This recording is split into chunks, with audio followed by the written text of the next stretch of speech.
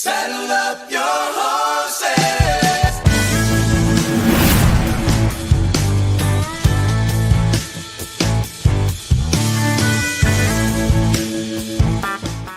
Pitter patter, let's get at her. It is another episode of the Manely Broncos Podcast. It is, of course, a exciting show. We are a couple days in to being a month away from the NFL draft, boys. We're getting ever so closer.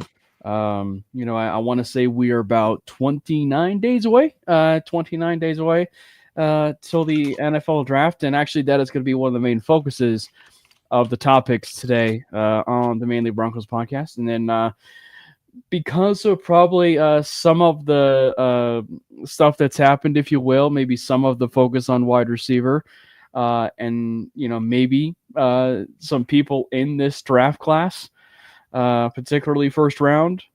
The question is Sutton next? Meaning, is Sutton next in line for getting a contract extension, or are they just going to postpone it until after the draft? That's going to be the two main focuses of the day on the Manely Broncos Podcast.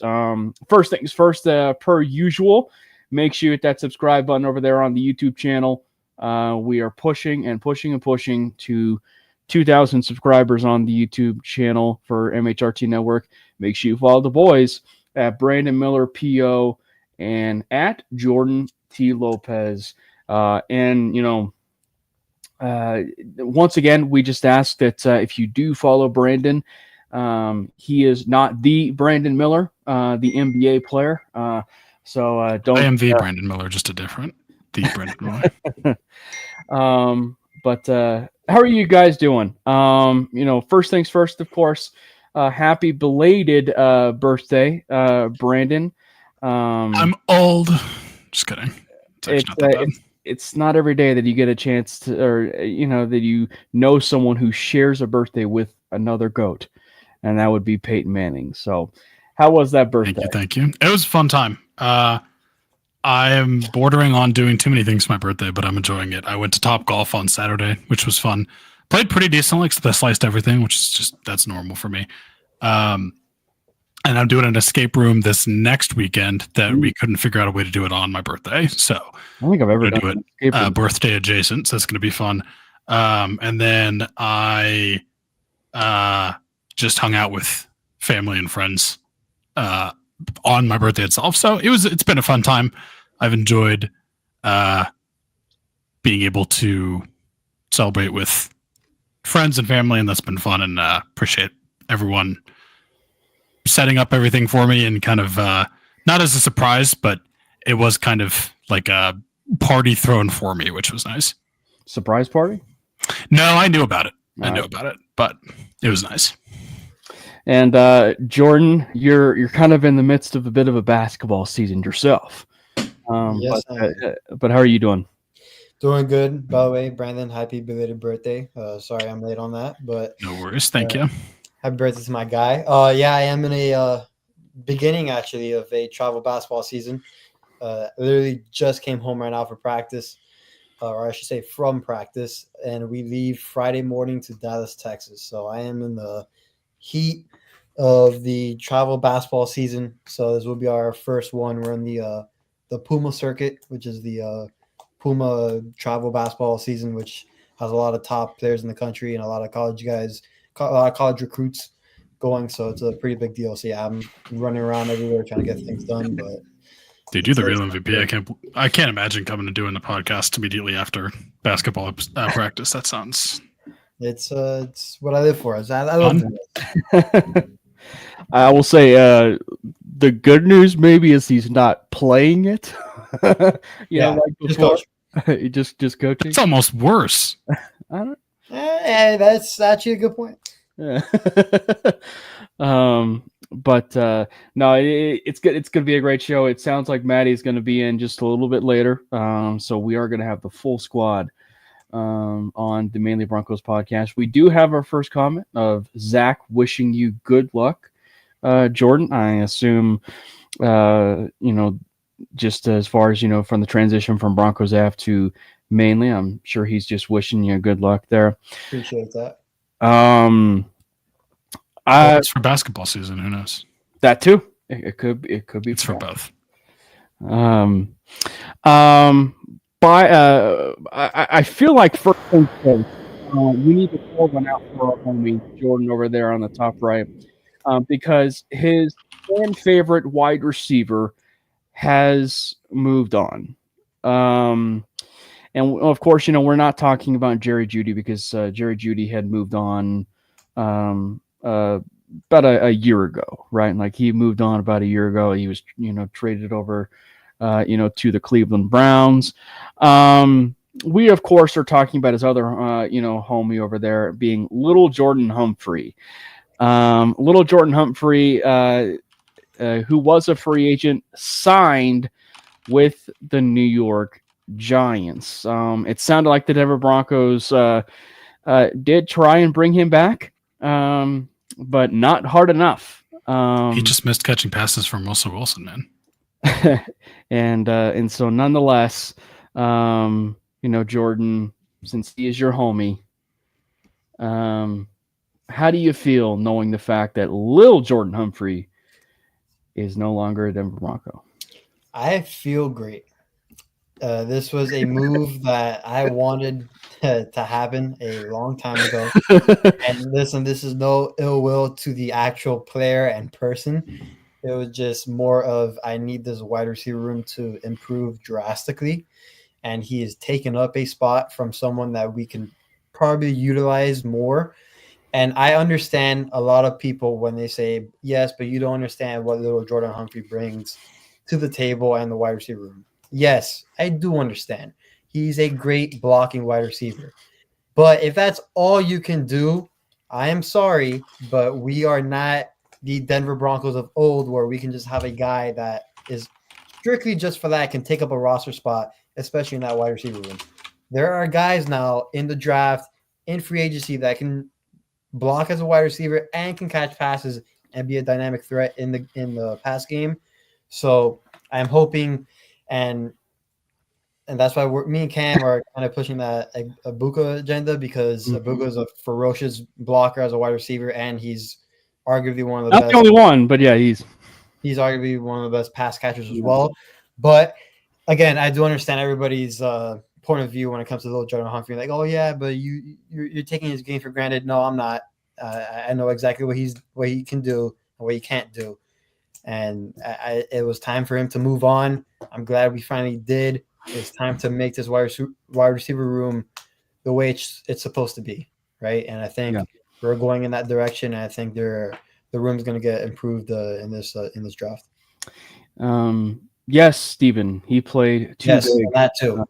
That's maybe putting it in both ways. He did play a bit too big in the sense. And I would say this: if little Jordan Humphrey is taking snaps for your team on third down and critical downs in critical situations, I think that tells a lot about either your wide receiver room or your team. And again, I don't mean it as a shot, but it's just the case. I mean, against the Bengals, there's at one point in the second half, I forget if it was the third or the fourth, it was a third down. We had little Jordan Humphrey out there, we had Nate Atkins out as a wide receiver. Like, it's and Burton too. Remember that's something. One of the things you caught too is like they lined Burton out wide. Yeah, like I understand what they bring to the table, and I'm not judging what Payne's doing schematically. I know I have full faith in him, but it's time to get some real guys in some spots and let Bo Nix really thrive. And I think we're trending in that direction, and we're all excited for it. Yeah, Steve, we'll talk about, of course, probably, some of these Ohio State guys. If you didn't get a chance to catch it, one of the big topics, the main topic that's probably going to be dominating this entire show, is we're going to be talking about post-free agency. Has the draft plans changed at all? I'd mention the answer is no, but has the draft plans changed? You saw, I know you want to talk about the I see that face, Brandon. I know you. The main topic is my golf slice. Why don't you give people a bit of a history lesson here? Because you said it before the show, and so that since Jordan may not have heard this, or some of the new listeners and everything, why don't you give a bit of a backstory here? Also, is this who I think it is? Maybe. Okay. So, what was that? Like 2 years ago, 3 years ago, 2 years ago? I don't know. That's a great story. Multiple years ago, Cameron and I are like, he just basically texts me randomly one morning. He's like, hey, I'm going to go golfing with my dad at this course in, I don't know if technically it's in Denver, outside of Denver, Boulder, somewhere southern northern Colorado, like middle Colorado. And I'm like, all right, I'm in. I'm playing horribly, but I'm down to attempt to hit some shots. And I don't know what hole we were at. Like this multiple holes in, I'm not playing well. I'm slicing everything, which is kind of what I do. And I get a tip like right before I go up to the tee. For the life of me to this day, I cannot remember what this tip is. I literally do not know what actually I did or what I was told to do, but it changed everything in like 15 seconds because I was just like horribly missing every single swing. Almost all of them were slices. Some of them were hooks. And I don't know what it did. Something with my feet. Just tell me again, please, because I stepped up to the tee and whatever it was that I was supposed to do, I did it. And then I just striped it, just perfectly striped it. One of the best shots I've ever hit in my life. Like by making one tiny change that, I cannot remember to this day. So please tell me again. I will sign up for one-on-one coaching lessons. I will do whatever. I don't care what I have to do. I've thought about it so many times. I've done what I think it is, and I don't think that I'm correct. So I don't know what it was, but you changed my life for one stroke. Basically. So Dad, if you're listening, that's why I started. Who I think this is? I think it's his dad. But you completely changed Brandon's life when it came to golf swing. The funniest thing ever was it was like a quick, simple fix. It was literally like the easiest thing possible, and I don't remember what it was, and it changed everything. It was incredible. So I need help, Mr. Parker. Please. So Jordan, I don't know. Let's go again. Yeah, I don't know. Whatever it was. So Jordan, if you're ever in town and of course, you seem like a huge golf fan. Yeah. So if you're ever in town, maybe we'll put together a foursome. My dad, Brandon, and I will go to the golf course. And then who knows if my dad gives you a bit of the same type of pointer, who knows, you might be hitting it 300 yards. It was amazing. Straight down the middle of the fairway. That was literally like the best shot I've ever hit, and I don't know what I did. It was something with my feet. I think, and also probably grip related too. But it was something so small.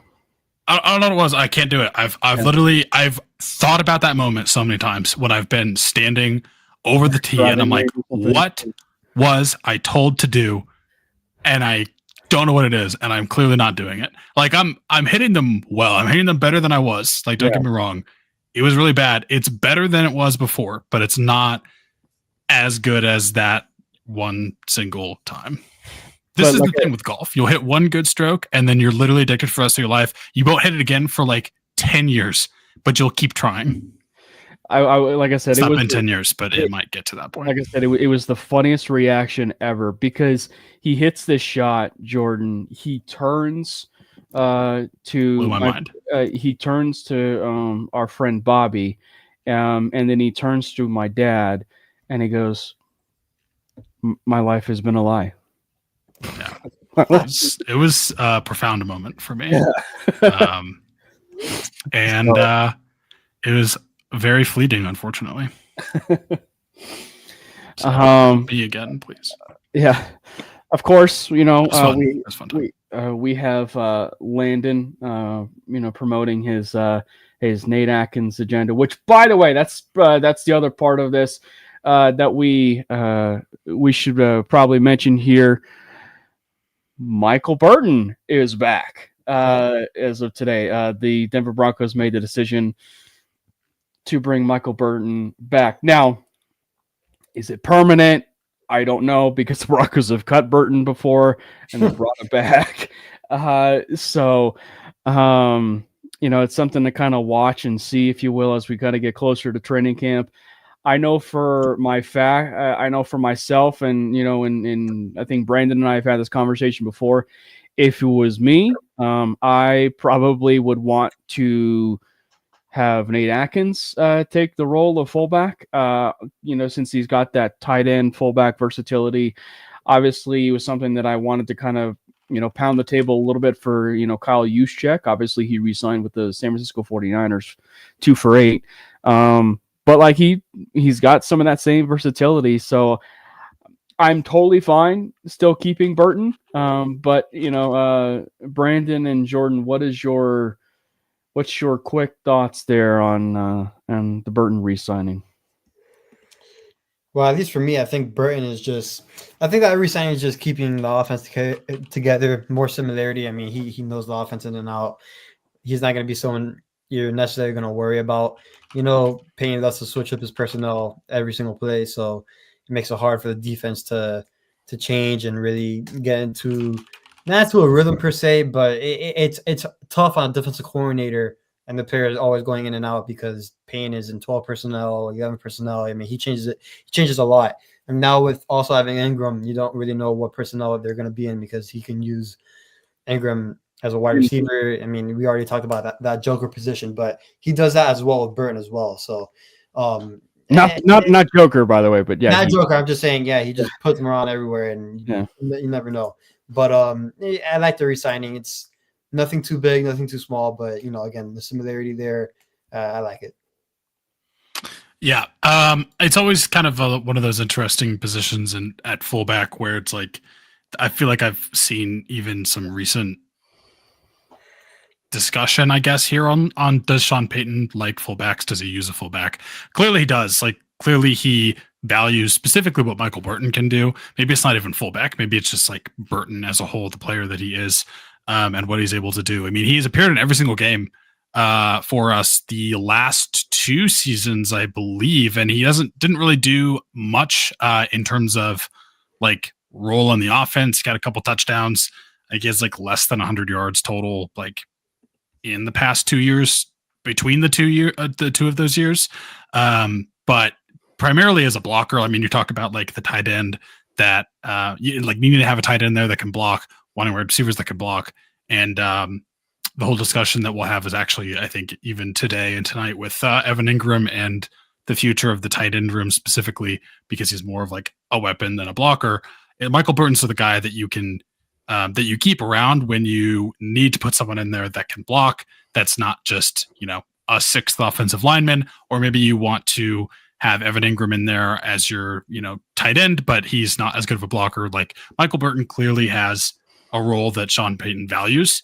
And even though he's like 33 years old, I think he technically was PFF's like top rated fullback last season. Not that there's many comparisons there, but Juszczyk. So I think he was injured, but yeah, I don't have no problem with it. Clearly, Sean trusts him, and again, to me, I think it's more about his ability as a blocker, and having him just means you don't have to have a tight end that can block, and that does that free you up to use the tight end more in the passing game. That's what this reads like to me. And I think that's going to be the fascinating thing as things start to unfold a little bit post the draft. And technically, I think it was one like after this upcoming season to kind of get a chance to see what the offense was going to be like with Bo. Now that we've kind of have seen it for a full season, what's that second season going to be? Is it going to be a bit more of an amalgamation of a lot of different things? Is it going to be spread? Plus, is it going to end up being, some of the, where you do have Michael Burton in the back? So I mean, I think that it's going to be a far more versatility in this offense, knowing the fact that they're probably going to be upgrading the running game. Right, the running game is going to be a little bit better. We know that the additions of the tight end room and the tight ends is going to be a little bit better, because I don't foresee the Broncos stopping at just the Evan Ingram edition. They're probably going to be bringing in another one or two, if you will, from the NFL draft and possibly a UDFA. So I think it's going to be a fun thing. Certainly to monitor. One thing one thing of note. Oh, thank you so much for hopping in. Matthew, we certainly appreciate the first time watchers, and listeners. So thank you so much. Make sure if you haven't already, make sure you hit the subscribe button over there on the MHRT network page. That is really cool. So, Eastern Washington, for anybody that does not know, based on the Cooper Cup agenda we've been pushing, that is, of course, where Cooper Cup is from. But that is really cool. Play QB in college. So that is really cool. So thank you. That's awesome. Thanks, you for hopping in. Come for the Broncos discussion. Stay for the pro tour player golf advice from yours truly. Yes, exactly. It doesn't exist. Well, and as he says here, so much for life teaching advice. Good, I know. I'm so sorry. I'm upset with myself. I don't know what the heck it was, but anyway. I mean, go ahead. No, thank you, Matt. No, yeah, of course. Cup went to Eastern Washington, but he was from Yakima in Central.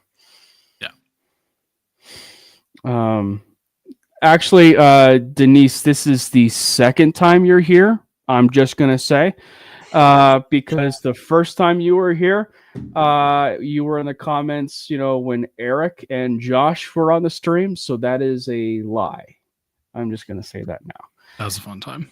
That was a fun time. So yeah, so Jordan, for if you don't know, I have a tendency to bring on some pretty funny or fun guests, if you will, that are also huge Bronco fans. So there was one point where, and I know about them based on some of the interactions that they have on social media, but I actually was able to put Eric Vigil, Denise's brother, and Jordan, the other, or not Jordan, Josh. It's the J's. Josh Sherman. Josh Sherman in a room together, and you know how they've been on social media, just going after one another. So I was able to put them all in a room. We'll have to do that again. And of course, in talking to him, John, very famous John, Super Bowl and John, has wanted to come on again. So you might get used to that. So it's a tough, it's a fun time. But anyway, yeah. Thanks again, Matt, for hopping in, and hope you enjoy the stream. So what I was getting ready to say is that Chris Thomason of the Denver Gazette dropped something that I thought was newsworthy, to a certain extent. But I mean, I don't think it is one where we should be like, oh wow, this is a major development. But I think if you're going to be looking at it from one side of things, the major development is probably from one player, because because the way he phrased it is that it seems like the Broncos are going to end up waiting for extensions for their players, meaning all of them. So like guys like Cooper, Courtland Sutton, Zach Allen, Nick Benito, John Franklin Myers, Malcolm Roach, so all the guys that are basically like needed, for a contract extension, which is probably what it should be anyway, going into the NFL draft. But this sort of forces the conversation, of one of the big conversations, and it's our feature conversation, is what does the Denver Broncos do with Courtland Sutton? Because, you get the Stephon Diggs news, and I don't know exactly who shared it on social media, but someone shared it on, on the timeline, that it certainly seemed like and it came from Adam Schefter, that the Broncos checked in on Stephon Diggs. And if you're keeping tabs at home, that means now that the Denver Broncos will have had a season 2 years removed where they were interested in Alan Lazard and Adam Thielen. So I'll start with you first, Brandon. What would the smart thing to do? Should it be actually waiting for Sutton and giving him this extension? Because it does seem like as the more things progress and wide receivers are getting paid the bank, like a Stephon Diggs, contract. That contract was crazy to me. I don't know if we got the official details, but wasn't like 3 years, $69 million. Yeah. For a player coming off not that impressive of a year, or he had an injury and is going to be 32. So that's I know, insane. And it's not 30. It is not 30 million a year, but it's borderline 30 million a year. So should we be worried, in your opinion, Brandon, of them possibly paying that much? Should we be worried? No. I'm going to reframe that question and say, is Courtland Sutton worth, let's call it $32 million a year? No. I see both of you shaking your heads. Let me throw one additional wrinkle into this, because I think I agree with you. But there's two things that kind of stand out to me here. One, if you don't keep Courtland Sutton, you are going to go into a situation where you still have, yes, obviously, like we have him for this year. He's not a free agent until after this season. But you're then going to go into 2026 where you don't have a bona fide, and obviously this is happening before the draft. We don't really know. This is happening before the 2025 season. We don't know what's going to happen. But where you're not going to have, I feel pretty confident saying this, even now on March 26th, 2025, about the 2026 season, if we do not keep Courtland Sutton, you're not going to have a bona fide wide receiver one-ish. I'm going to say one-ish because, there are some arguments to be made that Courtland Sutton is not a true wide receiver one, however you want to view that. And, those are fair. So we'll say one-ish wide receiver that has a chemistry established with Bo. Right. And how much do you value that? If you're the Denver Broncos, I can't answer that question. But to me, that's what it's going to come down to is if you want to keep the continuity there with Bo and a guy that he clearly trusts, it was his go-to guy, that's probably going to continue to be his go-to guy. Then, yeah, you break up the piggy bank a little bit and we have the money to do it.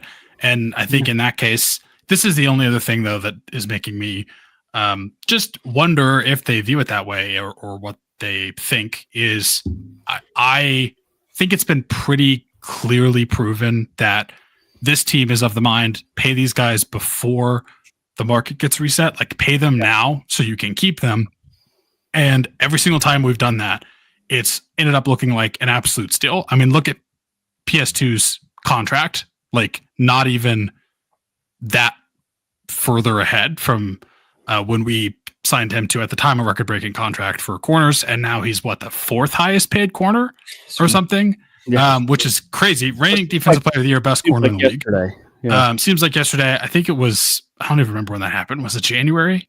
Yeah, it was I think right before the season ended. I don't know, but I feel comfortable saying within the past 3 to 4 months is when that contract happened, and not even less than 6 months later, here we are. He's the fourth highest paid corner. So clearly this team, if they don't believe that, they've clearly proven it and learned that you have to pay these guys sooner rather than later.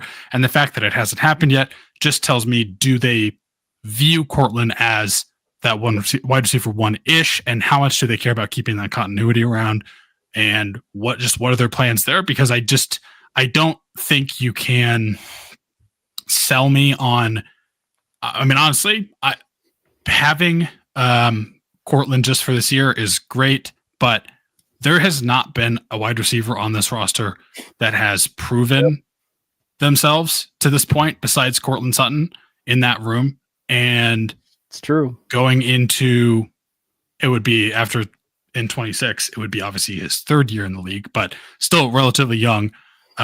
career for Bo, your aspiring franchise quarterback, like to then take away the one proven weapon that he has. All these other guys are not proven.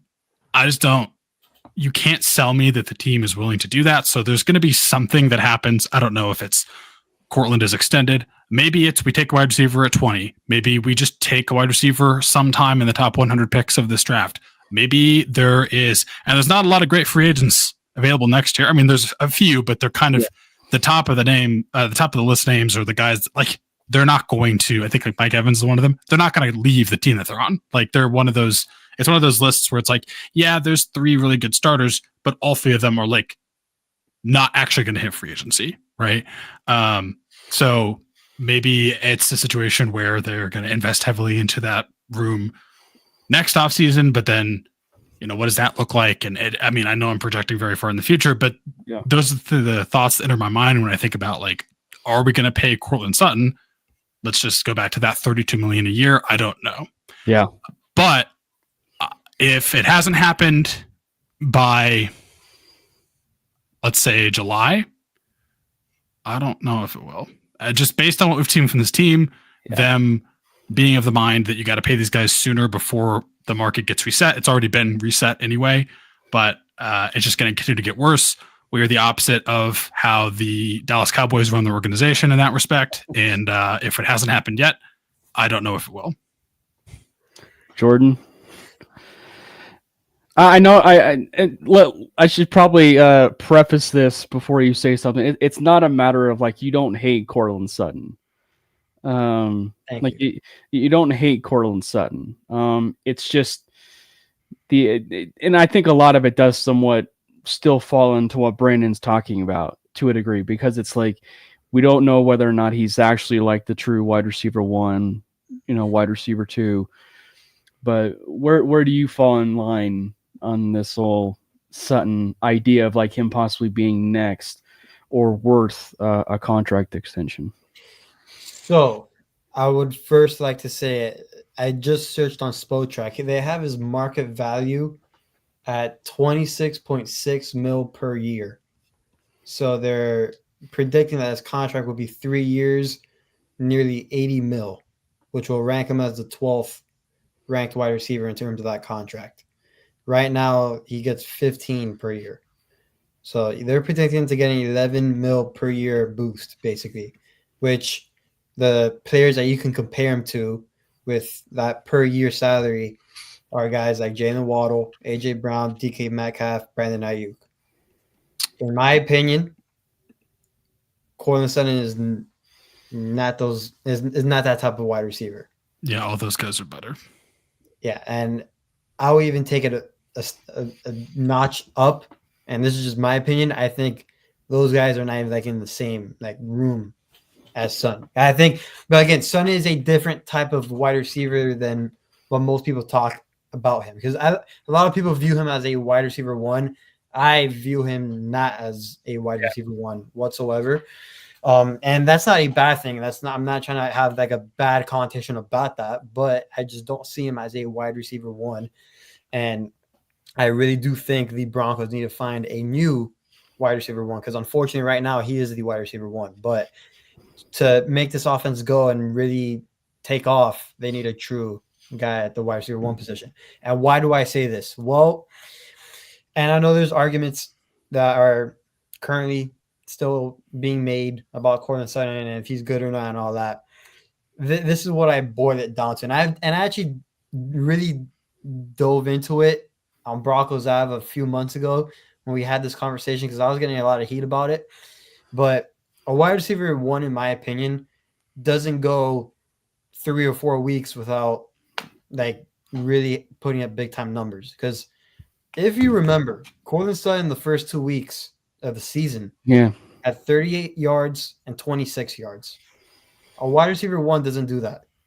A wide receiver 1 has 38 yards and 26 yards in the first quarter. And I know everybody remembers the Saints game. He didn't record a single catch, and he played the whole game.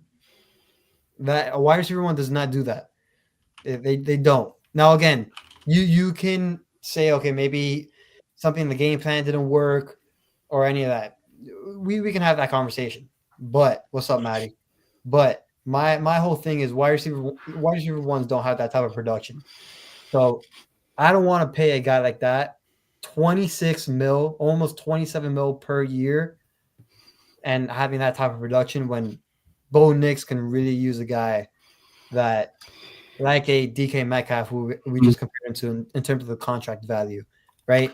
So we really need to find one like that. And I can go on and on about this, but I want to keep the ball rolling here. Yeah.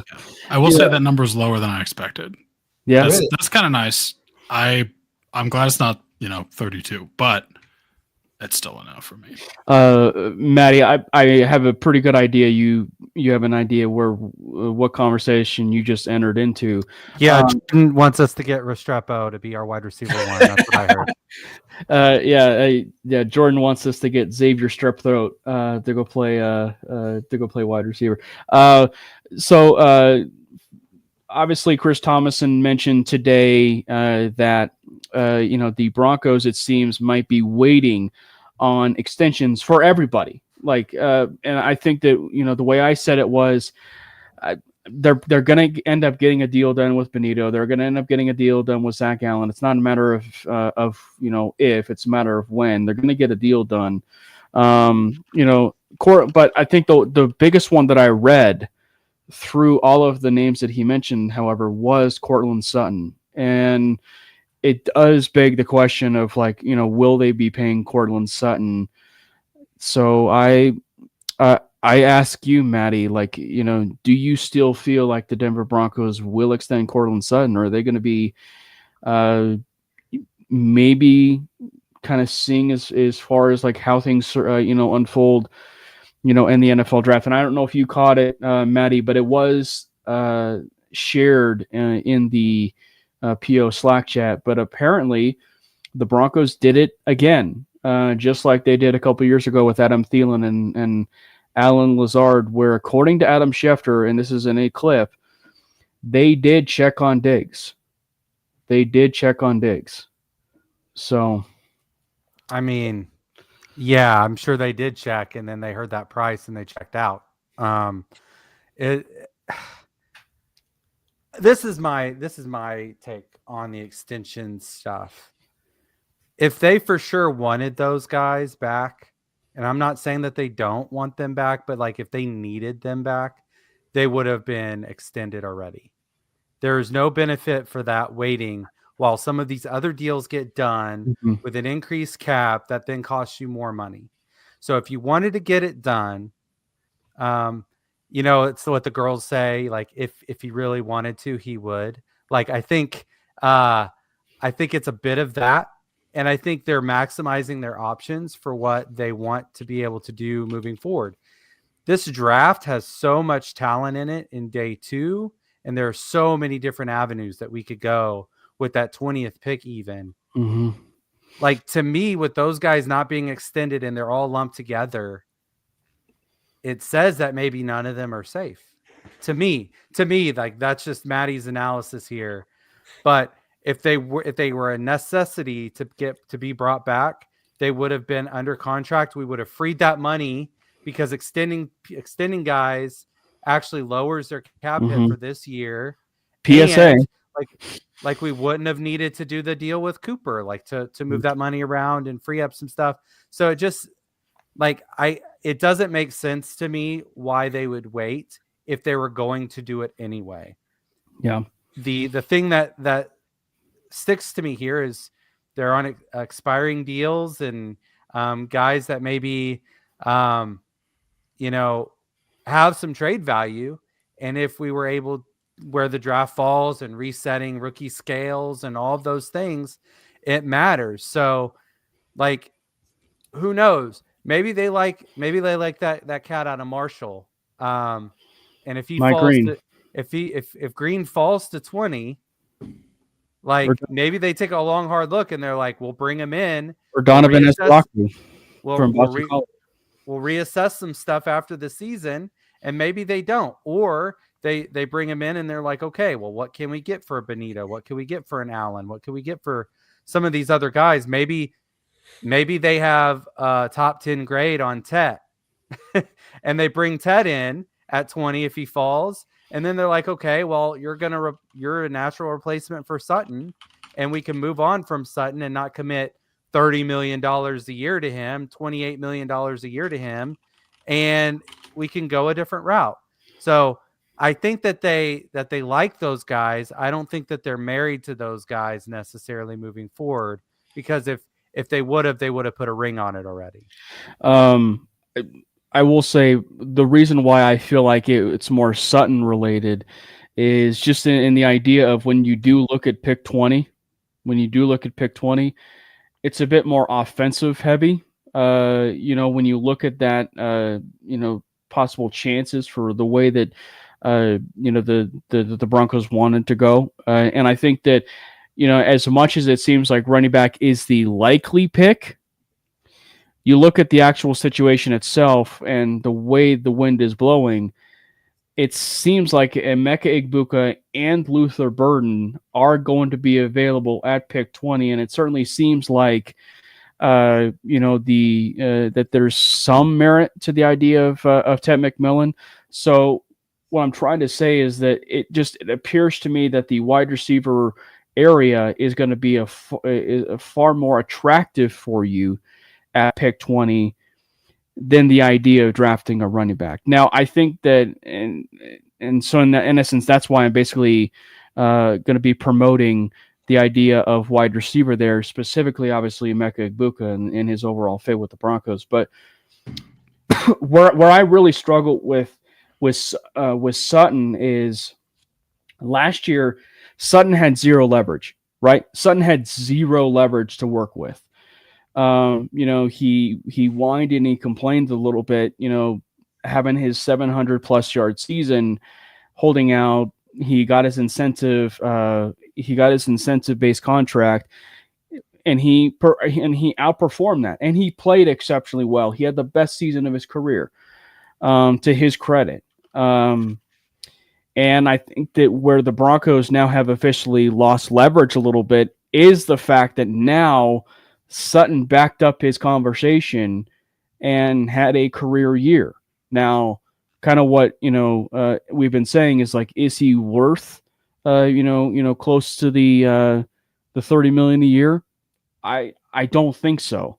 But I just think that if the Broncos are going to be holding firm and they're not making a deal for Courtland Sutton in terms of an extension, it does make me wonder if the guys like Egbuka or even Burden are on the table, or even Amari Cooper for that matter, and for agency, or just another wide receiver that they can certainly turn to. But I do wonder if a guy like Egbuka is on the table for this team, or even Burden at 20. Bring me a Emeka Egbuka, please. That's all I have to say here. I honestly don't know too many positions, maybe any, to be completely honest, that are off the table for us at 20. I mean, I agree. Like even if that dude from Michigan, like if he were to be there, from the Kenneth cornerback, Graham. the cornerback even. Oh, the cornerback. Yeah, like you just take the value where it is. If other people overthink things and they let a talent fall to us, just because it's not necessarily a need, okay. The Eagles don't draft based on needs today. Yeah. And so, yeah, everything is on the table at 20. Colson Leveland as well would be one, of course. By the way, Matthew, I did see something. You asked a question. You mentioned about the possibility of trading back. He actually has traded back. If you look at his first few years, which of course this is his first years with the Broncos, so maybe want to start filing that one away. He did trade back. It was only once, but he did trade back, with the team. So it's not like he's accustomed to doing it. And as of note, like the first time I ever remember the Broncos trading back was in 2012, where they ended up taking Derek Wolfe, and basically every single one of those draft picks after that was a contributor for their Super Bowl 50 team. So kind of worked out in their favor. I don't know whether or not that's actually going to end up working out, but so if they do move on, I think we'll start first with obviously the big agenda, of course, and that is the Emeka Egbuka agenda. I think that there's a bit of a misconception out there, maybe that he can play outside because he spent some time on the inside. He is a wide receiver that is a versatile player that can play inside or outside. He's not 6'3", right? He doesn't fit the big bodied mold, but he plays so much bigger than his size. And I think that the way I would phrase this is, if you really fall in love with Egbuka, you'll probably also like Matthew Golden as well, because there's a lot of similarities to both of those players. But the reason why I just love Egbuka so much is because he blocks his tail off, and he can be able to have the yards after catch with it. Like, there is just hardly any weaknesses to his game. So you put him in an offense where it may not even take you off of the idea of extending Courtland Sutton. And so at the idea of making the room better for Bo Nix will thank you in 2 years' time, 3 years' time, having a wide receiver room of Courtland Sutton and Emeka Egbuka, and of course the development of Troy Franklin, Marvin Mims, Devon Vele. He will thank you long-term for that. So I just think that, if you're going to be truly making this about Bo Nix and his development with some of the rookie players to develop, it's really hard for me to ignore the idea of Egbuka here, with the Broncos. Hey, he transforms that wide receiver room, in my opinion. I mean, I think he also brings an attitude with him that's a good attitude. I'm not saying it's bad, but I'm talking about more of on the football field. Like, I don't think people understand how great he is as a blocker, as a wide receiver. And that is contagious when you go into that wide receiver room in Denver. Like, I bet you will see more of a physicality towards a Marvin Mims, towards a Troy Franklin who's young, who can contagious. Yeah, it's contagious. So listen, if Ibuka's up there at 20 and he's still available, I think you turn that card in and you don't even look back. I think, again, he makes that wide receiver room better day one. And Daniel Jeremiah said it the other day, he's one of the best football players just in general, not even wide receiver, just football players. Like, he brings so much more to the table that people realize. And a lot of people also talk about his leadership and him being a leader. And I saw someone from the NFL Network said he would be a captain on a team by year 2. Like, that's how much of a leader he is. He checks off a lot of boxes. Yep. He checks off a lot of boxes. You don't even you could do a quick research if you wanted to about how beloved Egbuka is in that Ryan Day locker room for Ohio State. And I really do think that there is a very real chance that Egbuka is going to be there. The question is just going to be, are the Broncos going to be able to pull the trigger? But Brandon, I know you mentioned that you love some Egbuka. So are you on that Egbuka at pick 20 agenda? Absolutely. I've been on the Egbuka at pick 20 agenda for probably at least a month now. It's been quite some time, but yeah, no, I love him. I think he's an underrated wide receiver in this class. And the reason I say that is, like, I don't know, I feel like every kind of wide receiver, I feel like in this class has gotten his moment in the sun. Right now, I kind of feel like it's a little bit Matthew Golden, since he specifically ran a 4.29 at the combine, which, holy shit. But I just keep hearing his name everywhere, seeing his name everywhere.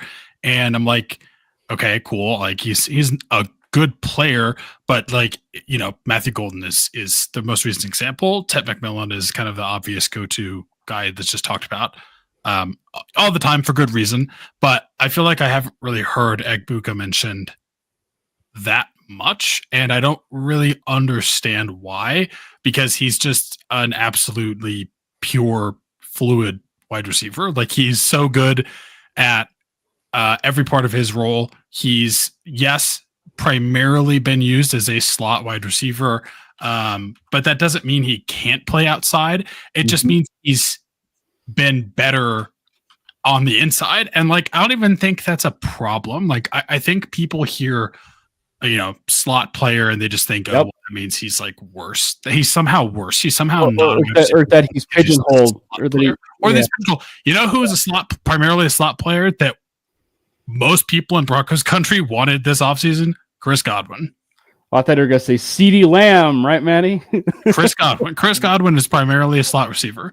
And everywhere I look, people wanted to sign him for, a large majority of the offseason up until he pretty much immediately re-signed with the Bucs. But yeah, I think Egbuka would fit in very well on this team in two different ways. Like, I think if you do decide to keep Courtland Sutton, Egbuka slots right in as you can put him in the slot. He's your primary slot guy, and I think that's going to play out fantastic for him. If he has to be a wide receiver one, I think he also can be a wide receiver one. And like, again, I don't think him primarily playing in the slot is a big issue. I mean, depending on how you set up your wide receiver sets, I mean, you could have most of your routes run inside the numbers, depending on just how you space it out. So I don't think it's really that much of an issue. And like, even if we don't keep Courtland Sutton, Devon Vele can kind of step into that, more of that outside receiver role right after this season. So I love Egbuka.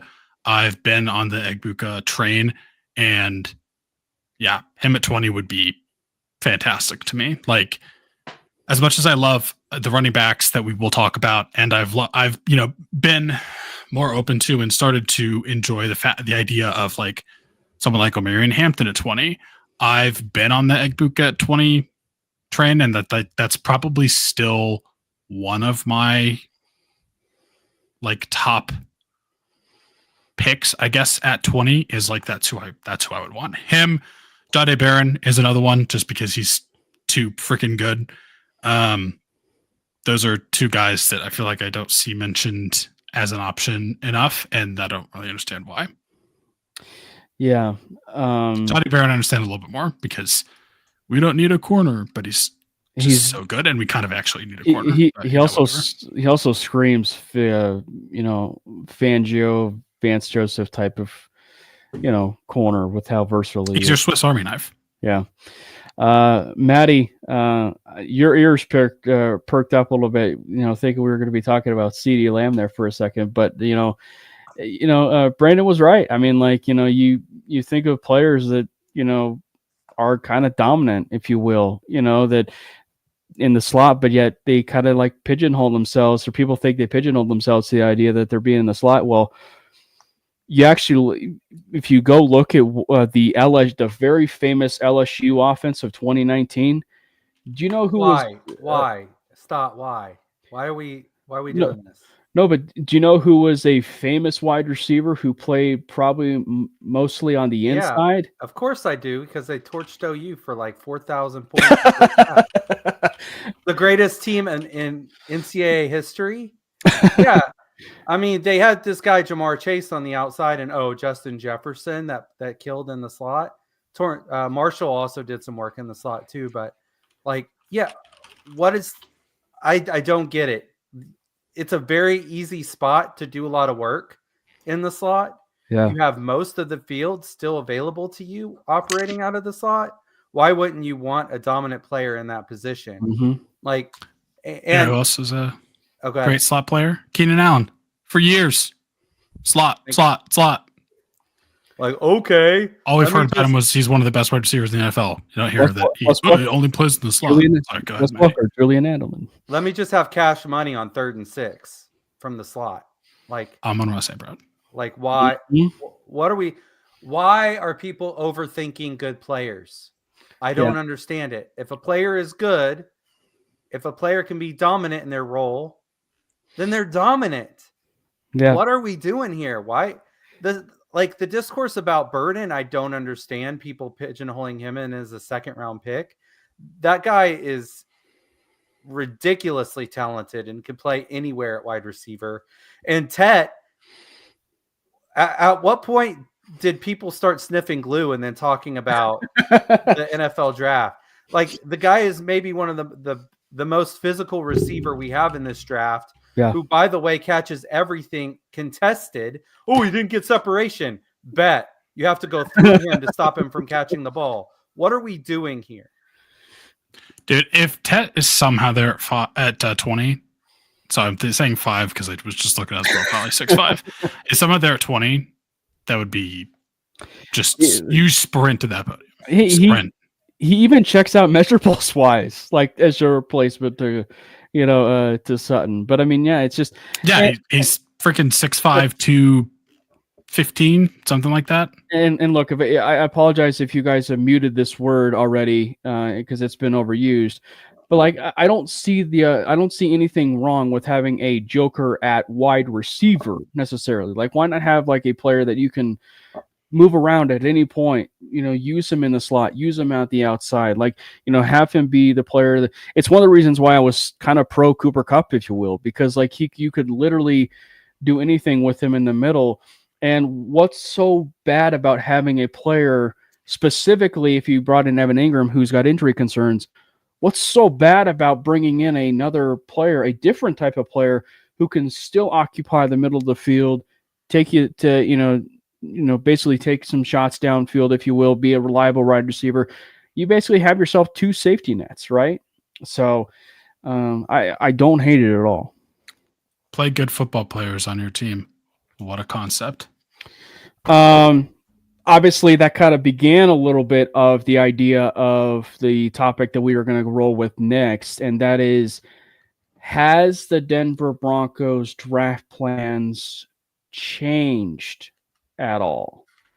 And if it has, or if it hasn't, let me rephrase this. I would assume it hasn't, but has it changed for you guys in terms of maybe the direction that the Broncos probably should would go, if you will, in your opinion, Jordan? I don't think it's changed. At least not for me. I don't think it's changed. I think there's still the priorities that they're going to have, and I think they align with mine, and I think everybody here. I don't think they've changed. I think they've done a great job in free agency and what they've had to do there. But I think the main goal is still their main goal. Running backs, wide receivers. You can even still go tight end, even though we got Evan Ingram. I know that's the big conversation, that maybe that changed draft plans at 20, but I don't think it did. But we'll see. But yeah, in my opinion, I don't think it changed. Yeah. Brandon? If anything, it's just opened more. Yeah. Because to me, it was, more, but there are definitely still some like blindingly obvious picks that will happen. Like, we will pick at least one running back in this draft class. That will happen. Yes. We will probably take at least one defensive lineman in this draft class. We probably will take at least one tight end in this draft class. Yeah. We might take a wide receiver, but the, let's say, urgency for all of those positions is now diminished, which I think is a good thing, because like before not for what running back, but this class is so ridiculously deep that it almost doesn't matter. Actually, it doesn't matter. But I think going into free agency, it was pretty much like tight end was like the first, 6 draft picks that we were going to be making in this draft. And now I just think it opens us up to have more options. Like Colston Loveland kind of became the de facto pick for us at 20, and it made sense. Tyler Warren, but like he kind of pretty quickly priced himself out of Denver's range because he was like almost immediately viewed as like, this guy's not getting out of the top 13. The reason I say 13, I'm pretty sure that's where the Colts pick. I might be wrong on that, but I don't think he gets past them. 14. So I don't really know if he's as let's say realistic anymore, but I just think it gives us more options. Like we don't have to take a Colston Loveland with the first pick. We don't have to take a running back with the first pick. We don't have to take a wide receiver. We can just let the board fall to us. And maybe it's something crazy happens where, there's a run on a specific position early and like Kenneth Grant falls to us at 20. I'll take that. I'll take that every day. Like it just allows us to not have to draft for need. And I feel like we talk about this every single year. John Elway talked about this when he was the general manager. He's no longer the general manager. I'm not saying John Elway is the general manager of the Denver Broncos. He is not the general manager. Like fill your needs in free agency and you don't have to draft for need. It just is it makes so much sense that it's kind of boring. But there's a reason it's talked about every single year because you don't want to put yourself in a position where you have you're picking at 20, the 11th best prospect on your board is somehow still available, and you have to take the 26th best prospect on your board because you really desperately need a guy that plays that position, right? Need. Yeah, need. That just sucks. Like, don't do that. That's not how you win football games as a team. And like, I mean, the reason I mention Kenneth Grant is you look at a situation with like the Eagles, that's just literally what the Eagles do. And now the Eagles are very, very unique in the sense that like Howie Roseman is the most indestructible general manager on the planet. He can do whatever he wants and it doesn't even matter. He will never lose his job. He will never be on the hot seat. He can literally trade every single draft pick for a third string running back, and the running back somehow will still get like 15 touchdowns behind Saquon Barkley. I don't know how he does it, but they're, one of those teams, and I talked about this a couple weeks ago, where they just water the plant. That was the analogy I used. Water the plant in relation to the trenches and specifically the defensive line, where you just spend high draft picks on the defensive line, just always have a rotation of incredibly good players and really good depth on the defensive line. And I don't think that's a bad move for us to do here. I think to me, the one position that I think I would say is still a pretty large need outside of running back that I'm not going to say we're pigeonholed in having to take this type of position, but I think defensive line is a fairly large need actually. And I would love to take someone like, I'll just keep sticking with the Kenneth Grant idea because, maybe something crazy happens and he falls. Brandon does not want him on the Chargers is all he's trying to say. No, I don't want him on the Chargers, but I do think Mason Graham is not falling to us, and he's not falling to the Chargers, thankfully, because that would be disgusting. His teammate Kenneth Graham might. I would love that kind of pick. I do think we definitely need to take a defensive lineman. This is another very, very good defensive line class, which is nice. Similar to running back, not quite as deep, which is kind of to be expected because this is a generationally deep running back class. But defensive line is just something that I feel like we have to go with because yes, we re-signed DJ Jones, but of the three large free agents that are going to be potentially leaving the team after this next season, we'd already talked about Courtland Sutton, who's one of them. The other two, Zach Allen, John Franklin Myers. Are we going to pay those guys? Do we have the money to pay those guys? What do those guys want? John Franklin Myers already seems kind of pissed that he doesn't have his deal yet, so we'll see what happens there. But you absolutely have to add to that defensive line room. You always have to because you just need to keep good depth there. We don't really have depth either, but especially since we're about to lose potentially two of those guys, and that was a big turnaround for our defense compared to the sieve, specifically against the run that we were for part of the 2023 season. I think you have to do something there. So to me, the only thing that changed is I would say maybe more of the shift on a player that we need to take has gone to the defensive line as opposed to tight end. And then running back is still there. But I do think we did a good job of allowing ourselves to be more flexible. And we do still have those guys under contract this next season. Maybe we can work out a deal with one of them. Maybe we can work out a deal with both of them. That would be amazing. But I think you're going to have to do something on the defensive front. That's the biggest thing to me. I wouldn't say change. Well, maybe I would say even changed because that need moves up higher in the priority list to me based on what we were able to fill in free agency. Matty, even with keeping DJ Jones. Matty, as we said, I don't venture that, things have changed with the Denver Broncos big board. Has it changed with your big board over there behind you on your big whiteboard over there? Has it changed for you at all? I think the Broncos had a plan in mind for what they wanted to address in this offseason. We got Dre, but we were linked to Bolton. We were, super active in the inside backer market.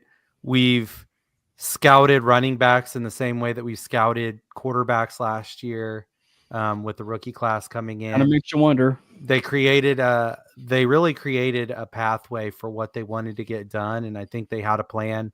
So I don't think their board changed at all.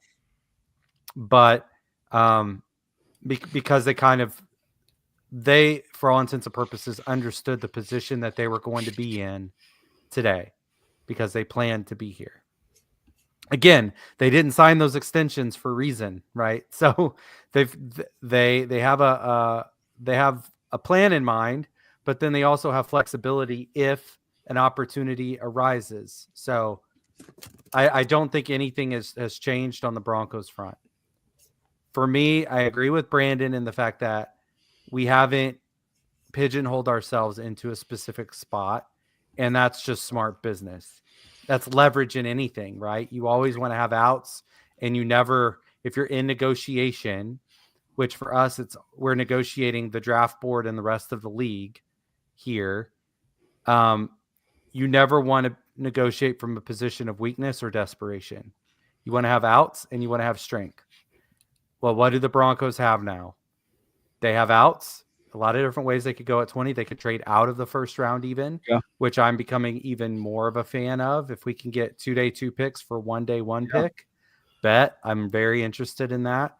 And then also, we have the flexibility with those contracts and the players that we could trade. Who knows? Maybe one of those players and our second rounder are packaged together for us to move up, or get a second first round pick. And so we take somebody at 20, but maybe we do go get, if Warren slides to 16, we're like, okay, we just can't let it go anymore. We go get Warren, and that's not trading up from 20. That's finding a different avenue because we want to get somebody specifically at 20. So there are any number of ways that we can go. To answer the shot caller's question, I would say we're probably at about 12% that the Broncos go running back in round 1, just because it's such a deep class, and we could get one of the Ohio State guys maybe at 51. There are any number of ways that we could go to address the running back position, starting even in day 2, with guys that we would feel completely fine being running back 1 in Broncos country. So, for me, it didn't necessarily change. It opened up a lot of avenues. Now my mind is spinning about what those avenues could be. And honestly, no matter how much we dissect it, I feel like we're probably not going to, something's going to happen that's completely out of left field, and we're going to be like, whoa, where did that come from? AJ Brown type of trade or something that's going to go. Bro, I could only hope. For me, I probably would bump it up just a little bit, Matty, for shot callers question, a little bit above 12%, just because running back is the largest need. I will say, though, if I am doing a prediction, I think it's very safe to assume that one of the Denver Broncos running backs that they take, if they don't take before they take another one, if you will be one of the top 5 running backs that's in this draft class. I'm pretty confident in that, meaning one of the running backs that the Broncos will take is either Ashton Genty or Caleb Johnson or Omarion Hampton or Trevion Henderson or Quinshon Junkins. I'm pretty safe in assuming that the Broncos will have one of those running backs. So I think it's a bit higher than 12%, just because it is the largest need. I will say the probably the best question to ask is because it's so exciting now because they can go a lot of different ways and they've got so many options. I think that that's one of the reasons why it's so fascinating now for the Broncos, because I posed a different type of scenario in our PO chat today, but it's like one particular scenario where I think it is so fun and fascinating now is what they do with tight end, right? And I think that like I'm very curious to see what type of scenarios the Broncos can roll with, because you got Evan Ingram, and kudos to Sayer for bringing it up. Like Ingram has injury history, you can't ignore that. Like he has injury history, and it's probably not safe to assume that he's going to end up being a 100 target player for this offense, because you at least want to bring in a type of player that's going to probably shoulder the load a little bit off of him.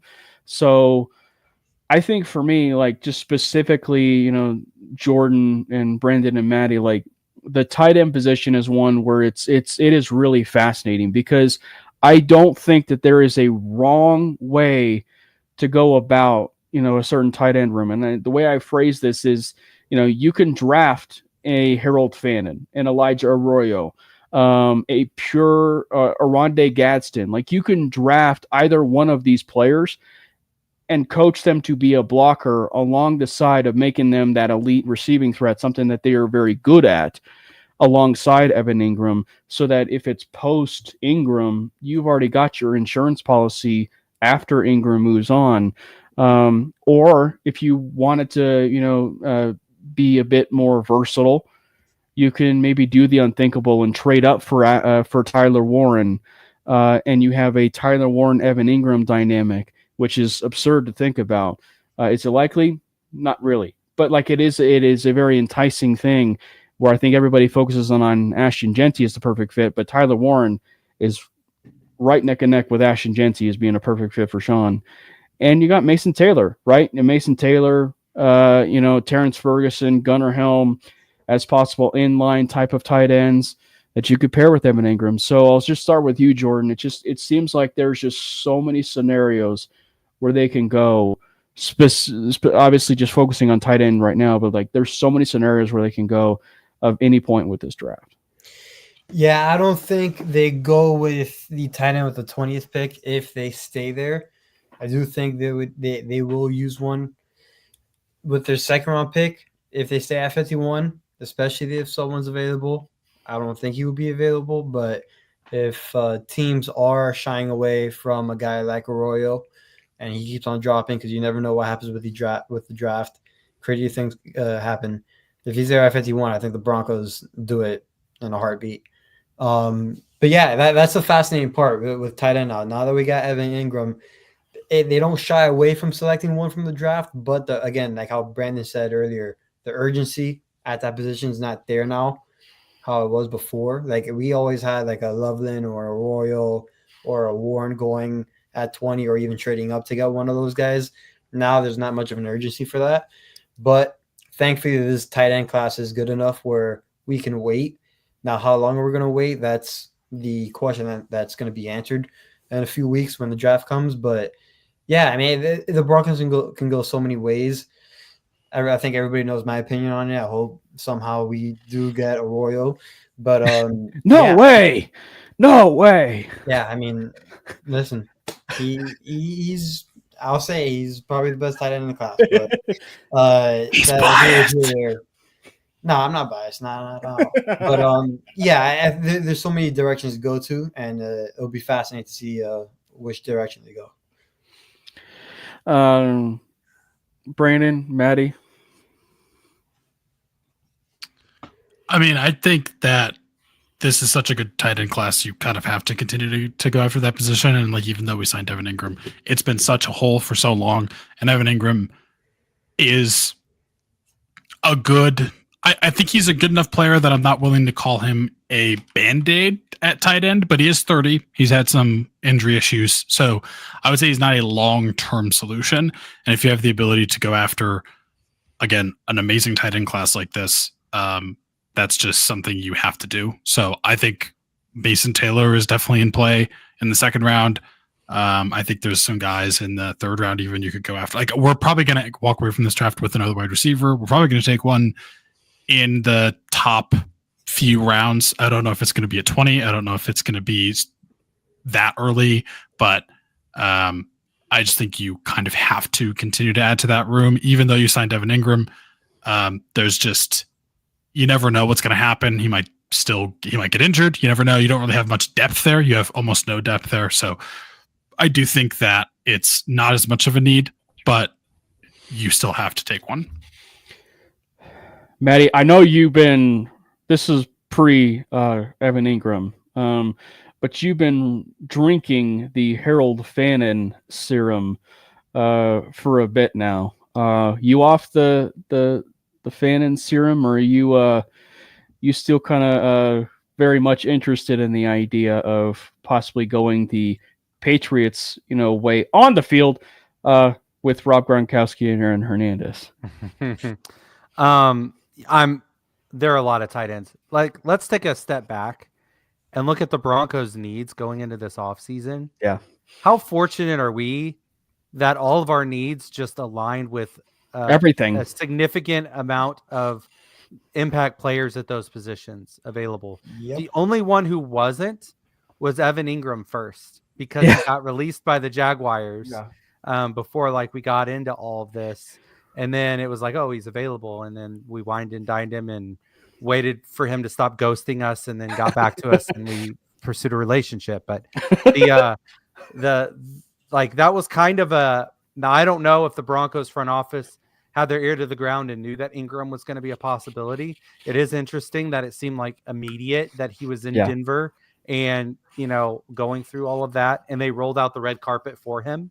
So props to them if they knew that was coming, because I didn't know for sure that he was going to get released by Jacksonville. We thought we were going to maybe see something like that, right? Because we were saying, Jordan, we were in the chat, and Matty, we were in the PO chat, saying, he might be a cut candidate, but we didn't know for certain, or we thought he would be a trade candidate, and lo and behold. And so there are a couple of guys that are still trade candidates potentially, and Goddard and Boomer Sooner, Mark Andrews. But we knew that there were options, right? There were non-draft options for us to get a veteran. We knew that. We knew that there were a crap ton of inside backers that we could go get in the free agency. And then, running back and tight end, we had options in the draft. If we couldn't go get those veterans, that would be our safety net. There are just so many options that we have. We could go a completely different pick in round 1 and then go running back, tight end in day 2, or tight end, running back, whatever order, and still be happy with that combination of players that we're able to get. So, man, I'm still on the Fannin train. We potentially could get him in round 3 from some things I've seen. So I know some people like Gunnar Helm, and I think he's an interesting tight end prospect too. Obviously, testing and all that stuff was a little wonky, but with the sprained ankle. Impact player at Texas, kind of a Brock Bowers light for them in that offense at times. Local kid. So you could go so many different directions there. I think with the amount of talent we have in this draft at tight end, we need at least one. With the amount of talent at running back, we need at least 2, and then best players available around that in whatever order you want. So I think that the way I phrase this question, I don't know whether or not it happens, and I don't mean to give Bronco fans PTSD, or particularly someone over here in the top right corner, because of what I'm about to say here. But for anybody that doesn't know, Manely Broncos' first ever draft coverage was this particular draft class. But I will say, how, if you were to, and the reason why I asked this as a question is there, I'm not saying the Broncos would, but of the big needs, right? Because the big needs going into the draft is, or the loaded types of, positions in this class is wide receiver. Oh, sorry, is tight end and running back. Is tight end as running back. What position would you want to overload the most? if you had the choice to overload, what is one you would want to overload the most? Meaning, are you on board? Are you on board with double dipping with running back, just like Jerry Jeudy and KJ Hamler in that draft class, Jordan? Yeah, I mean, I think I would overload on running back. I mean, the personal side of me, since I'm a wide receiver guy, I would love to double dip on wide receiver too, but I don't think that's going to be realistic, at least in the early rounds of it. But I think the more realistic option is double dipping on running back. I think that is by far going to be the most popular answer, at least in my opinion. So then, what would you be? So then, to further that, to continue a little bit, what is your favorite? I feel like it's hard to say, but like, what's your favorite running back, back to back scenario? So just from the top of my head, I'll go Amari and Hampton, and later on Brashard Smith. Just But if you were going to go back to back, because that's what I'm saying, like back to back. I mean, it's hard to beat what. I mean, I don't know if they'd be available, but based off of mock drafts that I've done, they have. But Amari Hampton, Trayvon Henderson, Amari Hampton, Quishon Judkins. That'd be. I mean, your running back room is set for years to come.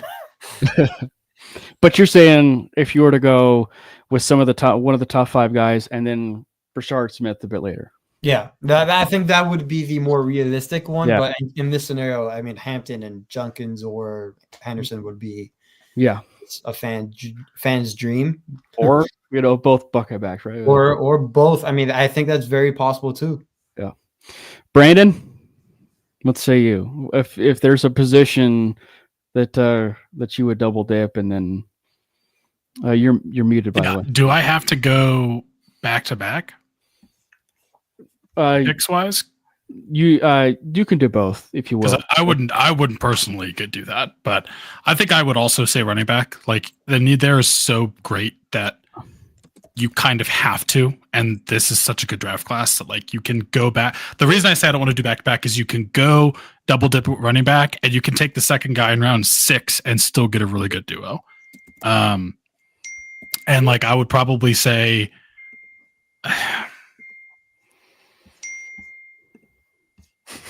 I don't know. There's too many. There's too many good ones. Like I'll just throw out one option. Let's say Caleb Johnson and Jaden Blue. Oh, that's a good one.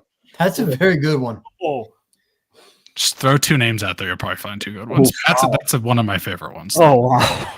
Because you don't take one of them at 20, and you can take Jaden Blue later, and they give you the perfect 1-2 punch. That's a very good one, Brandon. I like that a lot. Oh, man. Yeah, Caleb, for anybody that is new watchers and everything, Caleb Johnson's my running back too. It's nothing against Hampton. They're pretty close. It's like a 2A, 2B type of thing. But like, yeah, I love Caleb Johnson. And so you put him with Jaden Blue and both of them having explosive receiving, ability out of the backfield. And then of course you got, Blake Watson possibly on the roster. With Jaleel at times when he decides to be a good receiving back out of the backfield, I'll take it. Matty. So another interesting pairing would be just to keep the Ohio State boys together. Yep, that's what. If you're going to do that, that's something we've talked about a bit in the chat. How we can make that work, and it would likely just be chemistry would be insane. Taking Henderson at 20, going at 51, taking Judkins, but. I have an interesting second option. I like the idea of Henderson. I don't think that we'll be able to get Hampton. I think he's going to get steamed up a bit. It depends on what happens in the top part of the draft, specifically with a few teams like Dallas, Chicago, sure, and what they do in Vegas. But you guys mentioned some interesting guys later. How about one Savion Williams? As kind of that quasi option, talking about a joker, talking about it maybe a Debo type of player that we could put in the backfield that you can use in the interior, right? You could bring him in for 3, 4, 5 carries a game in different formations and have him run an arrow route against a linebacker and say good luck. There are a lot of different things you could do with him. What are we thinking? Around 4 or 5 for him is the range I've seen for him, as just a weapon to be able to use. And so, yes, it would not shock me if Williams is circled. You guys mentioned Smith. Perfect example, predominant running back that can play some wide receiver. Williams, predominant receiver that can play some running back. So kind of pick your flavor. Shoot, why did we just go get both? Just go get both, and then let's dance. We'll put them both on the field together. Maybe both, sitting alongside Nix in the shotgun and say, we'll figure this out. So a lot of options with those type of guys, but yeah, somebody like that's a little more versatile that maybe isn't pigeonholed into one specific spot that we can move all over the field a bit. But Henderson, he feels TreVeyon Henderson, I think, while Genty feels like he is the generational talent, Henderson might have a higher ceiling if he can hit it. There's a reason why he was highly regarded coming out of high school, and he didn't do a whole lot in college to deter that. So, I guess the follow-up question to all of this is how many running backs go in round 1? Because that kind of informs what happens day 2. I'm saying 2, but I will say if it's 3, the Broncos are taking that third guy. But I will say this, and I think I said it this way in the chat either a few days ago, or the way the running backs are looking at and how deep they are at running back. Ashton Genty, is like the Caleb Williams in the sense of he's not going to be there when the Broncos pick, but you just know he's like a perfect fit for what the Broncos would want to do. He is everything Sean Payton wants in a running back, but he's just not like one where it's just like, oh, he's going to be a Denver Bronco, right? But the way I would say this is that TreVeyon Henderson is like the Bo Nix of running backs this year. He is made for Sean Payton's offense. He is absolutely made for this type of offense at running back. You could do anything with him. And I think that the thing that just has always stand out with me with Henderson, and maybe this is something that they've been coaching in the waters with, the Buckeyes, and as much as we were talking about Ibuka earlier, but Henderson is another one of those players who blocks his tail off. You actually might not find a better pass blocking running back in this class than Henderson. And I've seen this archetype / comparison thrown around a little bit for Henderson, and I cannot get it out of my head. But Henderson reminds me of Jamal Charles. He is explosive. He's got every single time he touches the ball, the yards per carry is consistent and it continues to go up. That is everything that Jamal Charles has been since he's been in the NFL. And unfortunately, he didn't last long. And of course, he's a Bronco legend who only lasted one season with Vance Joseph. But I think that, if you were probably asking me what is the most explosive route that maybe the Broncos could go with scenario-wise, now that I'm talking about Henderson, why not go get Henderson and Jaden Blue? I specifically chose Caleb Johnson because I think he might be available at 51, 52. Might be. I don't know if Henderson would be. So how are we feeling if the first 3 picks are Emeka Ibuka, Caleb Johnson, Jaden Blue? We're going back to back with the running backs. I mean, I'd still love that, but I was thinking you could even take Jaden Blue a bit later. No, I was just. I'd still be happy with that. I'd be ecstatic. I mean, What I think we need to remember is we don't know what's in Sean Payton's head, so he could roll the dice on a Jaden Blue Caleb Johnson situation back to back, I would be ecstatic personally. But even then, I think, not to cut you off, Cam, but I think after the first round, right, and day 2 comes around, I think once one of the other running backs get taken, I think other teams are going to be like, all right, we need to get our guy before someone else gets him. And I think we might see a domino effect after the first running back is taken on day 2, which is why that's why I threw that scenario out, that Ibuka at 20, Caleb Johnson at 51, and then a whole bunch of other teams, they go, this deep running back class, these guys are starting to get off the board now. Let's try to get ours. And then maybe that happens, but I just threw that out there. Yeah, regarding Henderson, it's one of the reasons why, and I've always said, and probably the biggest reason why Sean Payton will be so enamored with guys like Ibuka and Henderson is he's a locker room guy. So this story does not surprise me. I mean, Henderson and Ibuka are 100% team players, and they are always first and foremost wanting to make sure that they get the team better first and foremost, and they want the best thing for the football team. So, all right. Any other final thoughts? As we round out the show. Ibuka at 20. Ibuka at 20. I'm all for it. I mean, he that's basically my agenda. Like, is the Ibuka at 20 agenda.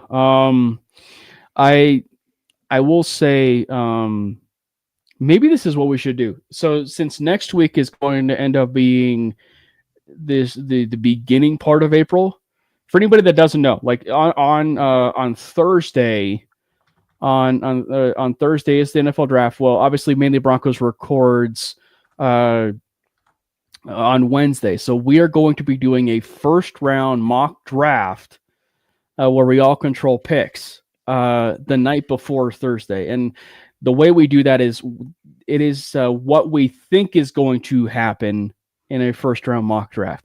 So I think with the more I'm thinking about this, with the beginning April, how would you guys feel if we did a first round mock draft of what we want to have happen in the first round of the NFL draft, winning all 4 of us control teams, and we basically go ahead and pick as the way we feel that we want it to go, not as far as as we said that we feel like it. We think it. We need to cage this because like Ewers would go number 1 for me then, right? Like we got to put some guardrails on this, or it's going to get banana sandwich very quickly. It has to be realistic. Like Cam Parker's going to the Browns at pick 2. Hey! You know what I mean? I'm up for this. I'm all up for this. Yeah. So like let's put some guardrails on it a little bit. Like not like what they will do, not a prediction, but maybe like what they should do if we were running that team there. Maybe something like that. But nonetheless, you know what I mean. Like, well, because we're all going to want Genty to fall to the Broncos at 20, which isn't going to happen. Of course. I think we need to keep it somewhat realistic as a mix of what they should do and what you think they will do. Okay. All right, but you guys down for that? To do all right. And what's nice is you could literally go to any sort of similar simulation, if you will, and run it. So yeah, Marquee Sports, yeah, absolutely. I think we'll be able to make it happen. Yeah, so I think that it's gonna be a lot of fun. And like I said, we do. I don't think that this will probably, if we did do it, it'll be like the first time I think we've done one where we've done 2. Because we've always done one before the draft. So yeah, I think it'll be kind of nice. With that said, make sure you hit that subscribe button for the MHRT Network page on YouTube. Matthew Morgan, thank you so much for hopping in the chat, man. It was great to have you in, and hopefully you can be a part of the streams every Wednesday or whenever we record. So thank you so much for hopping in. Victory Lap, Moose River Hummer, thank you so much for that golf advice that you offered earlier to Brandon. So hopefully it is life-changing advice. Of course. And then obviously Denise hopped in, Shot Caller hopped in, and there were a few others here and there.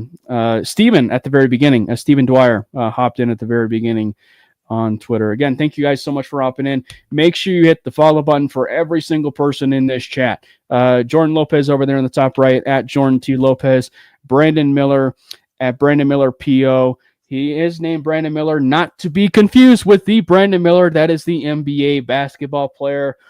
This is not a Brandon Marshall type of situation. Brandon Marshall, the linebacker, Brandon Marshall, the wide receiver. Look, it happens. We're human. But he is not Brandon Miller, the NBA basketball player. And, of course, Matty Mulls. It is basketball season. The Thunder will be ousted in the first round of the playoffs. But still go check out his OKC Thunder pod that he does, which is, I got to say, probably one of the best podcast names I've ever heard in my life. It is the Topic Thunder podcast in reference to the Tropic Thunder movie, of course, which is one of the best comedies of all time. And of course, the Manly Broncos Twitter account at Manly Broncos. So it's gonna be a lot of fun. Thank you so much for hopping in. And there is nothing else to say except for Let's go Broncos! God bless Bo Nix! Fast lane when I pass in the street, bag of money in the passenger seat. Tempo's been asking for me on the road from the west to the east. Way up, I might never come down, cause the coast's racking up the flame out. So high.